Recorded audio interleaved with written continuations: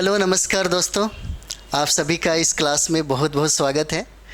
तो अभी हम लोग जो देख रहे हैं ये हमारे 69 बीपीएससी के एग्ज़ाम के लिए बहुत ही ज़्यादा इम्पोर्टेंट हो जाता है।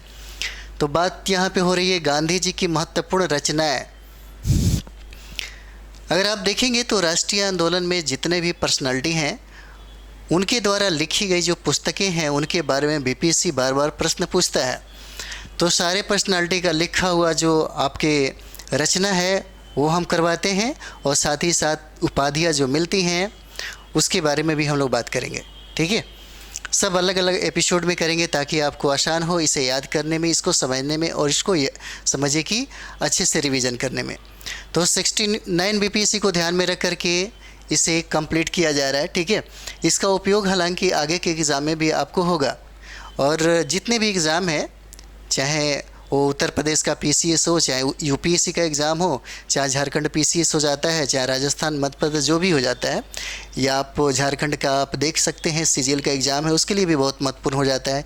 ये दारोगा के लिए भी सेशन बहुत इंपॉर्टेंट है और बिहार का एसएससी है उसके लिए भी बहुत इंपॉर्टेंट हो जाता है। ठीक है, तो चलिए हम लोग शुरुआत करते हैं। बहुत इंपॉर्टेंट ये सेशन हो जाता है आपका। पहले ही आप देख रहे होंगे महात्मा गांधी की महत्वपूर्ण रचनाएं क्या हो जाती है। तो सबसे पहले हम लोग बात करते हैं लेखक के रूप में गांधी जी की पहली पुस्तक लंदन गाइड थी। ठीक है, पूछा जा सकता है कि महात्मा गांधी की पहली पुस्तक का नाम बताइए, तो ये हो जाता है लंदन गाइड हो जाएगा। इसके बाद an appeal to every Briton, an appeal to every Briton और इंडियन फ्रेंचाइज लिखी। इन पुस्तकों में नेटाल यानी कि दक्षिण अफ्रीका में भारतीयों की दशा और उनके मताधिकार का वर्णन किया गया है। याद रखिएगा, पूछा जा सकता है महात्मा गांधी की पहली पुस्तक कौन हो जाती है। तो देखिए, पहली पुस्तक जो लेखक के रूप में उन्होंने लंदन गाइड लिखी थी। इसके बाद उन्होंने an appeal to every Briton लिखा और इंडियन फ्रेंचाइजी लिखी। और कहा जाता है कि इन पुस्तकों में उन्होंने जो दक्षिण अफ्रीका गए हुए थे तो नेटाल प्रांत के लोगों के बारे में, उनके मतलब भारतीयों की दशा और उनके मताधिकार से संबंधित जो विशेषाधिकार था उसी के बारे में उन्होंने वर्णन किया है। ठीक है, तो नेक्स्ट हम लोग देखते हैं। नेक्स्ट देखिए, बहुत इंपॉर्टेंट होता है, बहुत महत्वपूर्ण है। और जितना मैं करा रहा हूँ, बीपीएससी ने आज तक जो भी एग्ज़ाम लिया है बीपीएससी के द्वारा, जितना भी आयोजित एग्ज़ाम हुआ है, इससे बाहर एक भी प्रश्न नहीं है। अगर आप उपाधियाँ देखते हैं या पुस्तकें पढ़ते हैं या इनके ऊपर जो लोग पुस्तकें लिखते हैं, अगर उनको सब देख लें तो महात्मा गांधी से एक भी प्रश्न जो रचना, साहित्य और उपाधियाँ होती हैं उससे बिल्कुल समझिए कि एक भी प्रश्न आपसे यहाँ से नहीं छूटने वाला है, इसकी गारंटेड है। ठीक है, अगर ग्रंथ की बात करें, पुस्तकों की बात करें और उपाधियों की बात करें तो कंप्लीट ये आपके लिए बहुत इंपॉर्टेंट हो जाता है। देखिए, हम लोग नेक्स्ट पुस्तक हम लोग देखते हैं। नेक्स्ट पुस्तक देखिएगा, इसमें भोजन से संबंधित अपने प्रयोगों को गांधी जी ने ए गाइड टू हेल्थ नामक पुस्तक में संकलित किया। देखिए, महात्मा गांधी वाकई में बहुत ही, समझिए कि महात्मा गांधी को राजनीतिज्ञ कह सके या दर्शन शास्त्री कह सकते या कुछ भी कहिए, सब चीज़ में ये ऐसे पर्सनालिटी थे कि फिट हो जाते थे। महात्मा गांधी का दर्शन भी अजूबा है, बहुत कमाल का है। पूरी दुनिया में इनके समझिए कि दर्शन का लोग दीवाने होते हैं। और ये सबसे बड़ी बात है कि प्रयोग करने में ज़्यादा विश्वास रखते थे। और ये बात अगर आप देखेंगे तो रचनात्मक कर्म में जो सबसे ज़्यादा आपका दिखता है। और साथ ही साथ इनके व्यक्तित्व पर भी बहुत सारे समझिए कि कलंक जैसे कुछ ऐसे लोग हैं जो लगा देते हैं। ठीक है, तो ऐसे ही कुछ कहानियाँ हैं। तो एक कहानी मैं आपको बता देता हूँ। जैसे महात्मा गांधी के ऊपर आप इनका बायोग्राफी अगर पढ़ेंगे तो आपको उसमें मिलेगा।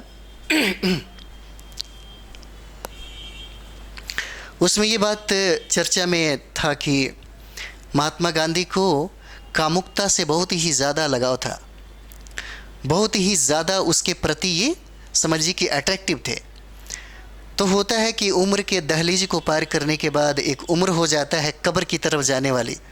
तो महात्मा गांधी को लगा कि शायद कहीं ना कहीं कामुकता हमारे सीने में हो सकता है किसी भी कोना में कहीं दबी तो नहीं रह गई है, तब उन्होंने मात्र 6 महीनों के लिए एक बहुत ही खूबसूरत लेडी थी, एक लड़की थी जिनका उम्र था 21 साल था, उन लड़कियों के साथ महात्मा गांधी को कहा जाता है कि महात्मा गांधी 6 महीनों तक, मतलब समझिए कि हम बिस्तर यानी कि उस लड़की के साथ नंगा ही मतलब होकर के सोए थे। 6 महीने के बाद जब बीत गया, 6 महीना जो टाइम बीत गया, तो किसी ने उस लड़की से पूछा कि आपने 6 महीना महात्मा गांधी के साथ बिताया, आपको कैसा लगा? तो उस लड़की ने ये जवाब दिया कि महात्मा गांधी बिल्कुल एक मेरी माँ की तरह वहाँ पे हमको दिखे। तो ये प्रयोग था, कहीं ना कहीं एक प्रयोग था महात्मा गांधी के द्वारा।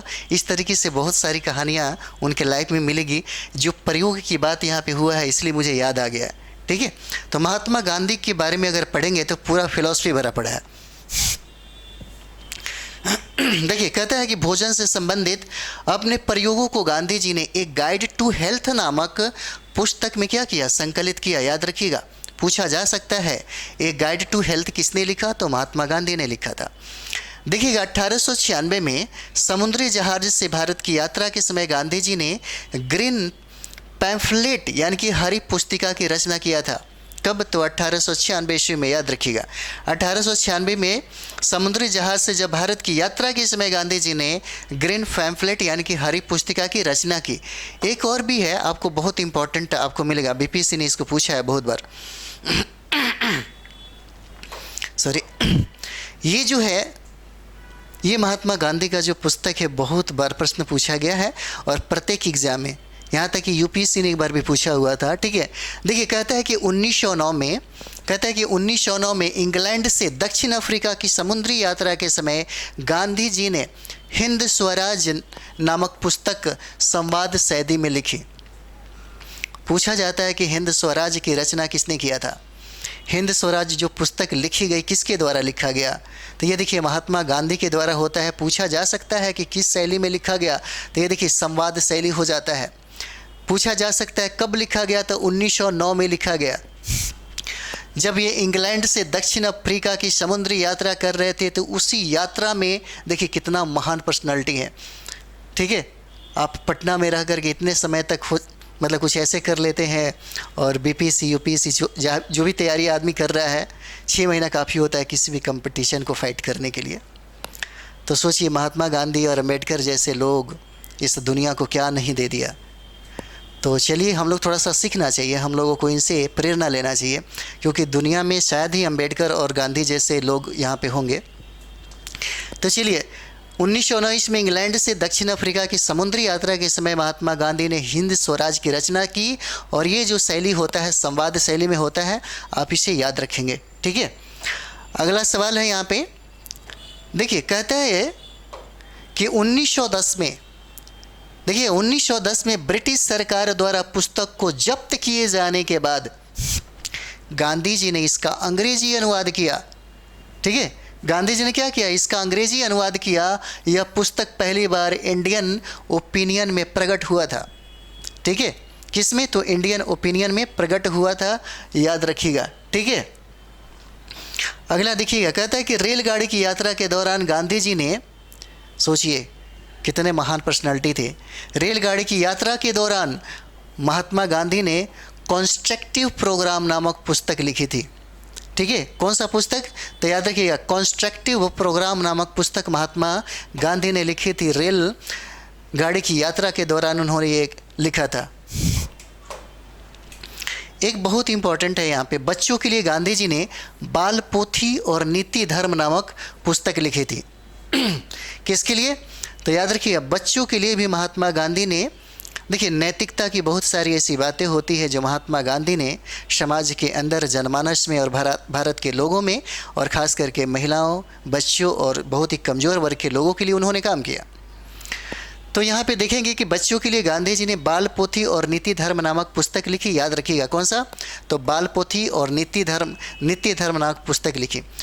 ये याद रखेंगे कि बहुत ही ज़्यादा इम्पॉर्टेंट है, बहुत ही वीवीआई है, प्रश्न बहुत बार पूछा गया है। जैसे ये देखेंगे, गांधी जी ने जॉन रस्किन के, याद रखिएगा गांधी जी ने जॉन रस्किन के unto the last unto the last पुस्तक से प्रभावित होकर गुजराती में उसका अनुवाद किया, जिसका नाम था सर्वोदय। पूछा जा सकता है कि सर्वोदय का लेखक कौन है, सर्वोदय किसने लिखा था, और ये पुस्तक लिखने के पीछे मतलब प्रभावशाली कौन सी किताबें थी, तो अंटू दिस लास्ट होते हैं। अंटू दिस लास्ट के लेखक कौन हो जाते हैं, तो जॉन रस्किन हो जाते हैं। और जॉन रस्किन से महात्मा गांधी बहुत ही ज़्यादा प्रभावित थे, बहुत ही ज़्यादा प्रभावित थे। वो प्रेरणा लेते थे किससे, तो जॉन रस्किन के लिखे हुए जो ग्रंथ था उसका नाम था अंटू द लास्ट, और इसी से प्रभावित होकर के उन्होंने गुजराती भाषा में लिखा था, कौन सा, सर्वोदय लिखा था। और इसीलिए ये देखिएगा बहुत सारे एग्ज़ाम में इस सवाल को पूछा गया है। ठीक है, तो ये बहुत ही VVI हो जाता है आपके लिए, और 69 के लिए तो आप याद रख लीजिए, आपसे पूछा जाएगा। ठीक है, अगला सवाल हम लोग देखेंगे। अगला सवाल कहता है कि महात्मा गांधी की पुस्तक ए स्टोरी ऑफ सत्याग्रही, ठीक है, ए स्टोरी ऑफ सत्याग्रही प्लेटो रचित डिफेंस एंड हेड, देखिए डिफेंस एंड हेथ ऑफ सेक्रेटिस पर आधारित थी। जैसे गांधी जी ने एक पुस्तक लिखी थी जिसका नाम है story of Satyagrahi. Story of Satyagrahi Gandhi जी ने लिखी थी। पूछा जा सकता है कि स्टोरी ऑफ आपको जो सत्याग्रही है ये किससे प्रभावित है, तो देखिए प्लेटो का लिखा हुआ एक ग्रंथ है जिसका नाम है defence and death of Socrates, और इसी पे आधारित ये पुस्तक रहता है महात्मा गांधी का लिखा हुआ स्टोरी ऑफ सत्याग्रही। ठीक है, याद रखेंगे आप लोग। अगला देखेंगे हम लोग। देखिए गांधी जी ने जब जेल में थे, सोचिए समुद्री यात्रा कर रहे हैं तभी किताब लिख रहे हैं, रेल यात्रा कर रहे हैं तभी किताबें लिख रहे हैं, जब जेल में जाएंगे तो सोचिए एक बहुत बड़ा बड़ा ग्रंथ लिख देंगे। तो गांधी जी ने जब जेल में थे तब उन्होंने आश्रम भजनावली और भारत के कुछ संत कवियों की रचनाओं का अंग्रेजी में क्या किया था, अंग्रेजी में उन्होंने अनुवाद किया था। तो क्या हो जाता है, song from the prison, songs from the prison नाम से उन्होंने अनुवाद किया था। याद रखिएगा, बहुत VVI हो जाता है। सॉन्ग्स ऑफ द प्रिजन, पूछा जा सकता है कि संत कवियों की जो बहुत सारी रचनाएं होती हैं, जो बहुत सारे वाक्य होती हैं और बहुत सारे मतलब कुछ ऐसे बातें होती हैं जो अंग्रेजी में, देखिए किसमें लिखा, तो महात्मा गांधी ने इसे अंग्रेजी में लिखा था। सॉन्ग्स फ्रॉम द प्रिजन नामक एक ग्रंथ, एक पुस्तक लिखा था। ठीक है, और अंग्रेजी में लिखा था किसने, तो इन्होंने महात्मा गांधी ने। ठीक है, याद रखिएगा, बहुत इंपॉर्टेंट हो जाता है। अगला देखिए, गांधी जी पर लिखी गई पुस्तकें। गांधी जी के, देखिए यहाँ से तो प्रश्न निश्चित तौर पे पूछता है, बहुत बार प्रश्न पूछा हुआ है। कहता है कि गांधी जी पर लिखी गई पुस्तकें, प्रमुख पुस्तकें जो बहुत ही इंपॉर्टेंट है, बहुत ही VVI हो जाता है। ठीक है, तो हम लोग इस पे बात करते हैं। देखिएगा, बापू माई मदर, ठीक है, बापू माई मदर, याद रखिएगा, बापू माई मदर। कहता है कि यह पुस्तक मनु बहन गांधी द्वारा लिखी गया था। किसके द्वारा लिखा गया, बापू माई मदर। ठीक है, बापू माई मदर, याद रखिएगा, किसके द्वारा लिखा गया, तब मनु बहन गांधी द्वारा लिखी गई थी। तथा नवजीवन ट्रस्ट, कौन सा, तो नवजीवन ट्रस्ट द्वारा प्रकाशित की गई। इस पुस्तक में गांधी जी की प्राकृतिक चिकित्सा के बारे में लिखा गया है। पूछा जा सकता है कि किस किताबों में प्राकृतिक चिकित्सा के बारे में वर्णन है, तो ये आपका ग्रंथ हो जाता है बापू माई मदर। किसने लिखा, मनु बहन गांधी ने लिखा। एक और पुस्तक देखिए, और ये पुस्तक तो आपको दिमाग में छापना ही पड़ेगा क्योंकि बहुत इंपॉर्टेंट है और यहाँ से सवाल बहुत बार पूछे गए हैं महात्मा गांधी से संबंधित। ठीक है, देखिए एक अमेरिकी पत्रकार थे। ठीक है, अमेरिकी एक पत्रकार थे जिनका नाम था लुई फिशर। इनका नाम महात्मा गांधी के साथ बार बार आता है, याद रखिएगा। ठीक है, तो ये आप देखिएगा, अमेरिकी पत्रकार थे जिनका नाम था लुई फिशर। उन्होंने ए लाइफ ऑफ महात्मा गांधी नामक जीवनी लिखा था। ए लाइफ ऑफ महात्मा गांधी नामक जीवनी लिखा था, और ये लिखा था आपको 1950 में लिखा था। किसने लिखा था, लुई फिशर ने लिखा था। और लुई फिशर कहाँ के पत्रकार थे, तो अमेरिकी पत्रकार थे, याद रखिएगा। ठीक है, अमेरिकी पत्रकार थे और बहुत ही VVI हो जाता है। ठीक है, इसे याद रख लीजिएगा। और इनका संबंध महात्मा गांधी के साथ बहुत ही अच्छा था। ठीक है। और यही वजह था कि उन्होंने महात्मा गांधी के व्यक्तित्व से प्रभावित होकर उन्होंने लिखा ए लाइफ ऑफ महात्मा गांधी नामक जीवनी लिखी थी, और इसकी रचना इन्होंने 1950 में किया था। ठीक है। नेक्स्ट हम लोग देखते हैं यहाँ पे, देखिए तेंदुलकर द्वारा 8 खंडों में गांधी जी की जीवनी लिखी गई, जिसका नाम था दी महात्मा। ठीक है। दी महात्मा लिखा गया किसके द्वारा? तो तेंदुलकर के द्वारा लिखा गया। कितने खंडों में है? तो 8 खंडों में है। कब लिखा गया? तो 1960 और 63 में यह ग्रंथ लिखा गया था। ठीक है। अगला देखते हैं हम लोग। देखिए अगला देखिए, कहता है यहाँ पे कि जूडिथ ब्राउन ने गांधीज राइज टू पावर, ठीक है, याद रखिएगा, जूडिथ ब्राउन ने गांधीज राइज टू पावर नामक पुस्तक लिखी। इसमें महात्मा गांधी के भारतीय राष्ट्रीय आंदोलन में 1915 से 1922 तक के उनके योगदान का उल्लेख मिलता है। पूछा जा सकता है कब से कब तक? तो देखिए 1915 से लेकर के 1919 तक का गांधी जी का जो सबसे ज़्यादा योगदान जो है, इसका वर्णन किया गया है। पूछा जा सकता है कि इसका वर्णन किन ग्रंथों में है? तो याद रखिएगा ये जूडिथ ब्राउन का लिखा हुआ गांधीज राइज टू पावर नामक पुस्तक में है। ठीक है। तो यहाँ तक हम लोगों ने महात्मा गांधी के द्वारा लिखे गए जो ग्रंथ, जो रचना था, उनके बारे में पढ़ा, और उसके बाद उनके ऊपर किन लोगों ने जो ग्रंथ लिखे जिसके बारे में बार बार प्रश्न पूछा जाता है, हम लोगों ने उनको भी देखा। अब हम लोग देखते हैं महत्वपूर्ण जो उपाधियां हैं जो गांधी जी को मिला था, महत्वपूर्ण उपाधियां, वो हम लोग देखते हैं। देखिए महात्मा गांधी का पहला सत्याग्रह चंपारण सत्याग्रह के नाम से जाना जाता है। ठीक है। और ये चंपारण सत्याग्रह यानी चंपारण में जब थे तो महात्मा की उपाधि महात्मा गांधी को दिया गया, और ये महात्मा की उपाधि रविंद्रनाथ टैगोर के द्वारा दिया जाता है। याद रखिएगा, चंपारण सत्याग्रह का सफल नेतृत्व करने के लिए रविंद्रनाथ टैगोर ने गांधी जी को पहली बार महात्मा कहकर संबोधित किया। पूछा जा सकता है कि महात्मा की उपाधि किसने दिया था? तो ये महात्मा की उपाधि रविंद्रनाथ टैगोर के द्वारा दिया जाता है। ठीक है। अगला देखिएगा, पूछा जा सकता है, जैसे देखिए राष्ट्रपिता की उपाधि किसने दिया था? तो राष्ट्रपिता की उपाधि सुभाष चंद्र बोस ने दिया था। महात्मा गांधी को राष्ट्रपिता की उपाधि किसने दिया था?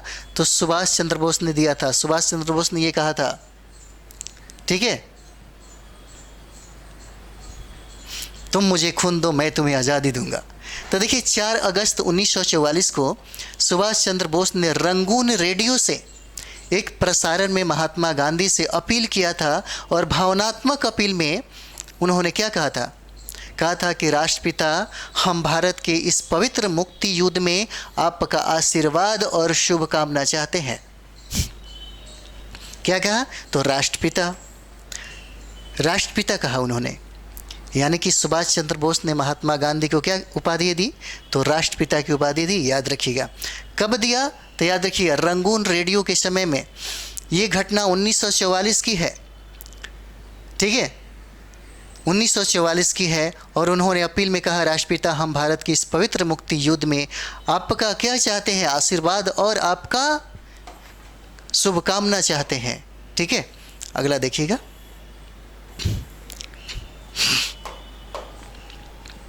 यह भी सवाल बहुत बार पूछा गया है, अर्धनंगा फकीर किसने कहा था? महात्मा गांधी को बहुत अनेक अलग अलग नामों से संबोधित किया गया है। ठीक है। और ये सारे नाम बीपीएससी के द्वारा, अन्य एग्ज़ाम के द्वारा पूछे जाते हैं। तो हम लोग बात करते हैं यहाँ पे कि अर्धनंगा फकीर महात्मा गांधी को किसने कहा था? ठीक है। तो अर्धनंगा फकीर के बारे में देखेंगे तो देखिएगा, कहता है कि द्वितीय गोलमेज सम्मेलन के लिए इंग्लैंड प्रवास के दौरान दक्षिणपंथी नेता थे जिनका नाम था विंस्टन चर्चिल।